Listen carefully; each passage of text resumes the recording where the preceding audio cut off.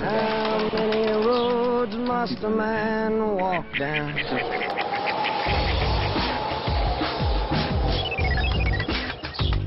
New York-based photographer Michal Rubin comes from a highly artistic lineage. Her grandfather, Reuven Rubin, was one of the fathers of Israeli painting, which emphasized one of the characteristics of Israel, its bright, piercing light. I'm completely also driven by light. That's totally what I look for in every picture, which is kind of funny. But for me, I use light as something to evoke a feeling. I think he was looking at light because he came from Eastern Europe, where it was very dark and everything was very different. I kind of grew up into that, so for me it's something that I guess I take for granted. So light is what he found when he came to Israel. What did you find when you left Israel? I did? Yes. I found Israel, actually. How do you mean? Because when I was there, I wasn't so interested in shooting what was around me and looking at what was around me. But once I left, I really started looking at what I had there. Somehow I find that I kind of shoot wherever I am not living.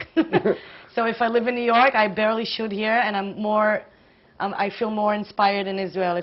When I was living in Israel, I was more inspired by going abroad and traveling, and now I feel like, yeah, Israel is really what inspires me, and light, and kind of what everybody takes for granted, and friends and people and kids, and just the most mundane and normal everyday things. But it's a constant struggle. It's something that every day I think, do I want to live here or do I want to live there? So even if I would be living my whole life in New York, or maybe if I would move to London, I still would, I think, wake up every day thinking, you know, where should I be? What part of those Israeli roots are the roots that drive you forward? What did you take from the Israeli perspective?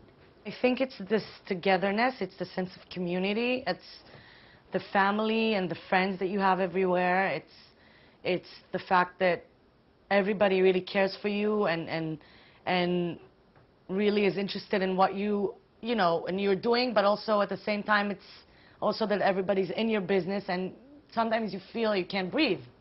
That's why you have to get away. But, so, you know, that's what I'm saying. It's the good and the bad together.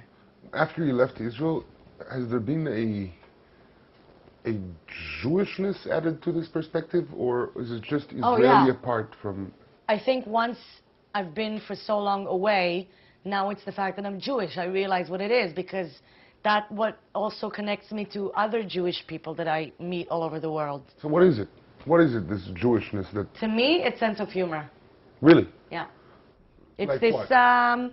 it's just this ability to laugh at yourself and looking at the irony of it all and the cynicism of it all. Because a lot of your pictures, you spoke about the togetherness, but a lot of your pictures strive for a sort of intimacy that is like the exact polar opposite of togetherness. What defines for me Israelis, when you look, you know, from the outside, is the fact that, like, wherever you go, it's either you have family that you know, or friends that you know, or friends of friends that you know, or friends of family that you know, or and even if you don't know them, basically they feel like they know you because you're Israeli, and they feel like they have the right to, like, ask you anything or touch you or come into your personal space.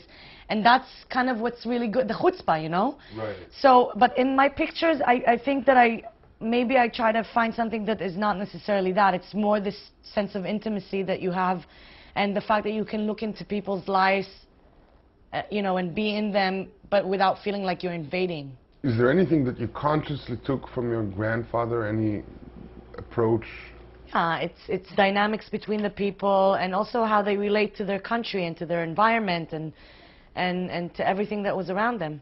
I do the same, only in an Israel that is completely different, 60 years later. So where do you see yourself in 20 years' time? Not just geographically, but personally.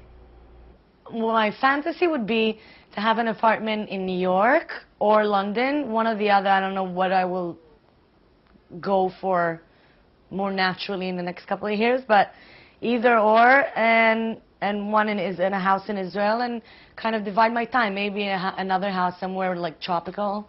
And what will you be in between. shooting? probably the same thing, fortunately.